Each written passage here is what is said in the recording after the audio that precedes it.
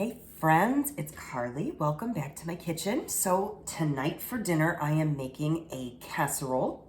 It's a very delicious casserole, and with many casseroles, it goes together quickly. It all bakes in the same pan. So it's kind of a one-pot dish, which I absolutely love because we know that means less cleanup. And it has various elements all within the same dish, like many casseroles do. You'll have your protein in the dish, you'll also have your vegetable, and you'll have your starch. So this is kind of like an all-inclusive kind of dish that you don't have to create, the protein and the vegetable and the starch separate. It all kind of goes into the same vessel, cooks together, and then you're good to go. So it's just throw it in the oven and get her going. This is called chicken Divan, and it is absolutely lovely. So first thing I'm going to have you do is grab your ingredients. And here are the ingredients in no particular order. These are jars of frozen chicken stock. If you watch my videos, you know I make my own chicken stock. So you're going to need about 4 cups of chicken stock. You're going to need about a cup of shredded cheddar cheese. You're going to need a couple tablespoons of butter. You're going to need some breadcrumbs. You can use regular breadcrumbs. You can use panko breadcrumbs. I would recommend getting the the plain ones. There are some that are flavored for different toppings and stuff. Just go with the plain ones because then they're versatile, right? You can always add your own seasonings and spices to them. You're gonna need some mayonnaise. You're gonna need some sour cream. You're gonna need about a pound of broccoli. You can use frozen broccoli florets if you would like to do that. I happen to have fresh broccoli because I just think it tastes better. And it's actually cheaper. We are going to be using our lemon pepper rub in this today, as well as some paprika. You're going to need 1 lemon for the juice. You're going to need about 4 cloves of garlic. And then finally, you are going to need some chicken. If you watch my videos, you know that I prefer the boneless, skinless thigh variety, but of course you can use chicken breasts as well. So I am going to show you how to get all of these things prepped and in the oven really quickly, so stay tuned. Okay, so the first thing I'm going to do, of course, is wash my produce. Make sure you have nice, clean hands as well anytime you are cooking. So I'm just gonna prep our produce really quickly. The 2 produce that we need to prep is our lemon as well as our broccoli. Now, prepping the produce doesn't have to be anything real fancy, by the way. Keep these stalks. First of all, you can use them if you are roasting. Just like use a vegetable peeler and peel off that outer kind of reedy, woody outer layer. And these are fabulous to eat. Or put them in your stock bucket so that when you are making your stock from scratch, because we don't want to waste food, those are going to add flavor that normally would just go into the trash can. So prepping broccoli, I don't do much prep work with it at all. I just kind of break it apart. I want it to be in, bite-sized pieces, something that you're not going to have to get a fork and knife after to get, cutting it and stuff like that. And broccoli is nice for that. It just kind of helps you along the way, if you see what I'm talking about. So, of course, I'm using my Santoku knife. If you follow me with these videos, if you don't, you should, because I do easy, accessible meals for people who are pressed for time, because aren't we all just pressed for time? And it's real food. And it's real home-cooked food, and it's healthy food, and it's good food, and it's good for you food. So definitely check out some of these recipes. The recipe that I am making tonight is right from the pamperedchef.com webpage. Again, you can find this recipe and tons of other recipes right from my webpage on pamperedchef.com. Just look up Carly's Cooking Corner, or you can check me out as a consultant, Carly Van Dyke. In pamperedchef.com. Now, I'm actually going to be utilizing the juice of this lemon, and I'm going to be using my citrus juicer. So I'm just going to kind of break this down into 4 parts. It's a kind of a large lemon. So when I put this into my citrus press, it will go very quickly. Now, that's it for our produce. You can hear in the background, my microwave is going. I am defrosting all that delicious broth that I have previously made. And that is going to, these things are all going to kind of combine to make an absolutely delicious sauce. So now I'm going to move my vegetables, my produce out of the way, and I'm going to start prepping my chicken. I'll be right back. All right, friends, I am back here. I am just breaking down my chicken. Again, I've got the boneless, skinless thigh variety of chicken. Breaking down your chicken, very similar to how you're breaking down your broccoli. Just bite-sized pieces. It doesn't have to be anything real exciting. It doesn't have to be, you know, very precise measurements of exactly how much chicken, but basically you want it to be in the size that you can get into your mouth in one forkful, so that you're not reaching for a knife. And of course, my Santoku knife is making very quick work of this because this knife is absolutely amazing. So now that I've gotten my chicken all broke down, my stock is just about ready, so I will pull that out of the microwave in just a moment and show you how to put this entire thing together. Okay, the next thing I'm going to do is put together my sauce that is going to go into my chicken divan. So I have 1.5 cups here. This is our sour cream, so I'm going to plop that down into the batter bowl. Next, this is our mayonnaise. There is 1 cup of mayonnaise. I told you it was kind of a creamy sauce. Here is the chicken stock. Now, all in all, it's going to be about 4 cups of chicken stock. I'll get this kind of moving around. Okay. Now, let's go with our lemon pepper. Now, our lemon pepper, we are going to do 1 teaspoon. Now, this is my adjustable measuring spoon, so I'm going to put 1 teaspoon in of my lemon pepper. And my paprika, I'm going to do 1/2 teaspoon of the paprika. This is such a lovely color. Kind of has a smokiness as well. Now, I'm going to take the juice, my citrus press, and I am going to juice my lemon. I love the citrus press for a couple of reasons. We do have like a juicer, and that's if you want to make like a large batch of something, like if you were making a large batch of lemonade. But if you're just doing like a small batch of lemonade or something like that, just get this. It's so much quicker, so much easier. Or, you know, if you want to put this behind your bar, if you have a bar in your home, just for juicing, you know, small bits of citrus or whatever into your drinks. This is an absolutely perfect size for that. So this is my lemon that's going in there. Next, I am going to press my garlic. I love garlic. Those of you who follow me know I have this love-hate thing with garlic. I love the taste of garlic. I love the flavor. I don't like touching it. It's really sticky and it gets in your fingers. That's why I love our garlic press so very much. Because I never have to touch it. I press it through. I use the little tool to scrape the rind and the skin out just like that. And then my fingers stay clean. And then, of course, like many of our products, this thing goes right in the dishwasher. So I don't have to hand wash it, which, you know, I'm not huge into cleanup either. It just makes my life so much more simple. So this concoction here, and put this to the side, I'm just going to kind of whisk this up. Now, I know that it seems not sauce-like at this moment, simply because it's very thin. It's very, you know, it's very broth heavy. However, we are not pre-cooking our pasta. Isn't that lovely? So we don't have to do that extra step. So this is going to serve not only as the sauce, but it's also the cooking liquid that we are going to use with our pasta. So that is absolutely phenomenal. So hang with me for just a moment. I'm going to give this a last whisk here, and then we'll go to the next step. Hang on.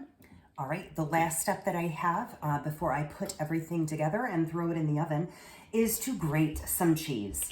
I always buy the block cheese because it's more cost effective. It might seem like it's cheaper to buy it, and of course it's less work to buy it already shredded. But friends, there are some weird additives in pre-shredded cheese that you probably don't know that you're eating. The additives that you're eating is basically sawdust. That additive is so that the cheese doesn't cake together or stick together. So it's an anti-caking agent, but then you have to eat it. You know what I'm saying? So, and look at how much, this is so quick, right? So you're gonna need about a cup of cheese. I kind of have a thing about cheese. You can never have too much cheese or chocolate or bacon. So just shred your own cheese. It's more cost effective. I'm getting down to the nubs here. So at the very end, I'm going to go grab my hand guard. This is 1/2 of my adjustable double grater, and I'm only using this side, and I'm putting it onto my little small flexible cutting mat here, just because all of this stuff is going to kind of go into one big pot, so I don't want to, get the entire adjustable double grater out. So I'm going to grab my hand guard. I'm going to finish this up, and then I'm going to show you how to put this entire thing together. Hang on. All right, friends, I'm going to show you such a thing of beauty. I cannot wait. This is my enameled cast iron baker. Isn't she gorgeous? It is enameled cast iron on the inside. You do not need to pre-season it. The entire thing is cast iron. Of course, it comes with these 2 handles to help you lift it. Cast iron is amazing to cook in.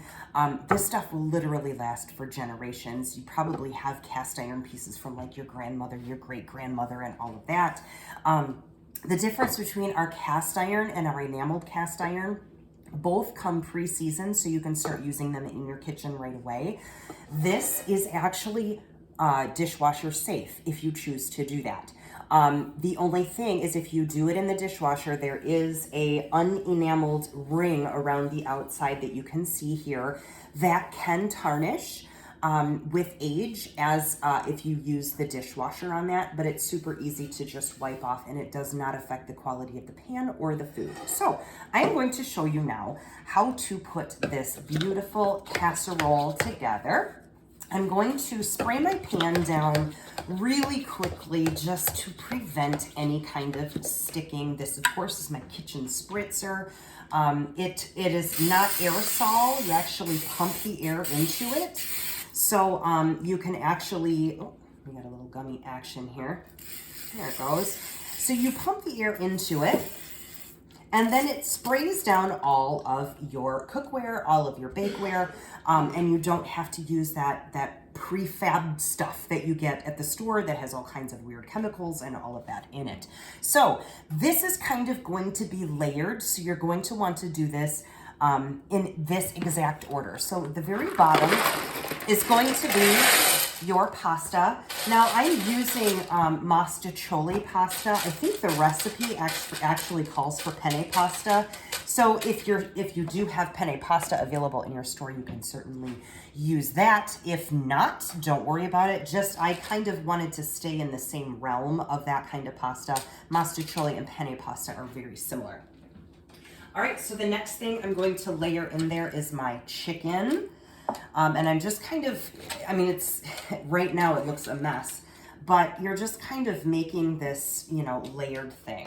And you want to spread it around the pan, obviously, so that it doesn't all just clump up in one spot. Now, the chicken thighs, as I mentioned, they have a higher fat content. So that's why they're, in my opinion, in my humble opinion, they're a better product to work with, because essentially what fat is flavor, right? So if you have fat, you have flavor. And chicken is not like a hugely fatty meat. The darker meats usually have more fat content, which is why they're juicier and, in my opinion, more flavorful. So the next thing I'm gonna do is put my broccoli down here, just my third layer of goodness. And again, just kind of work it around in the pan so that you've got broccoli all over the entire thing. A little spot there. And the next thing I'm going to do is put on 1/2 of this cheese, just like that. Now I want to reserve some of the cheese to put on the top because that's like the money shot, isn't it? Where you've got that bubbly, crispy cheese on the top. And now for this beautiful concoction.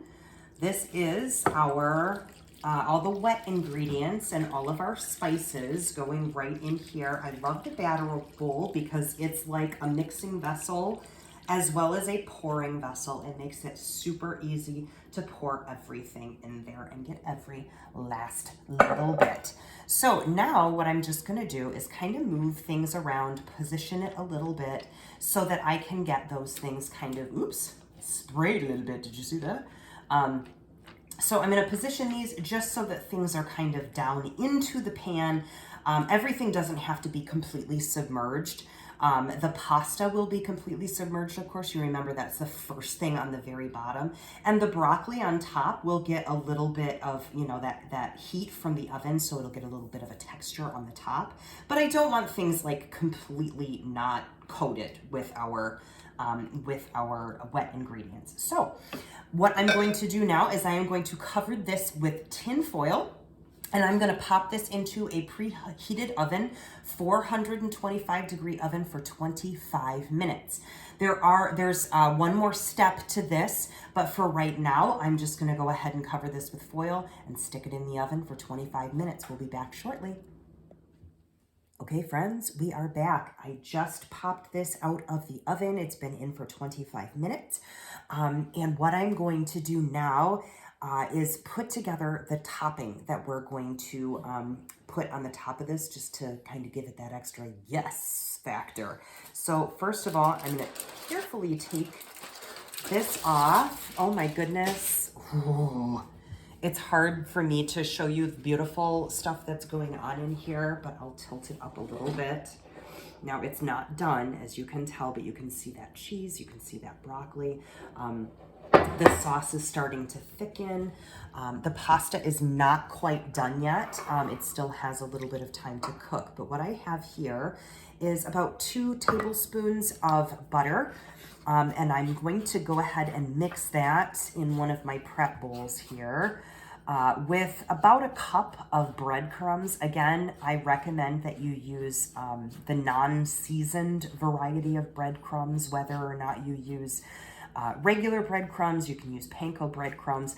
The idea with the breadcrumbs is when you mix them with the butter, you're going to create a crispy, crumbly topping.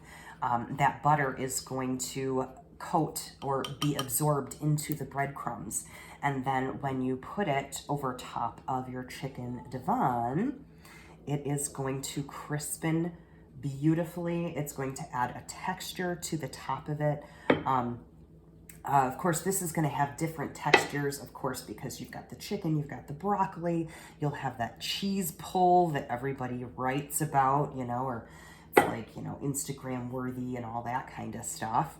So this is going to just go over all the entire top here. Let's get the rest of it out. Now, I try to cover, you know, the whole thing. If you need to kind of go back over it and just kind of, you know, flip it into the corners, that's completely fine.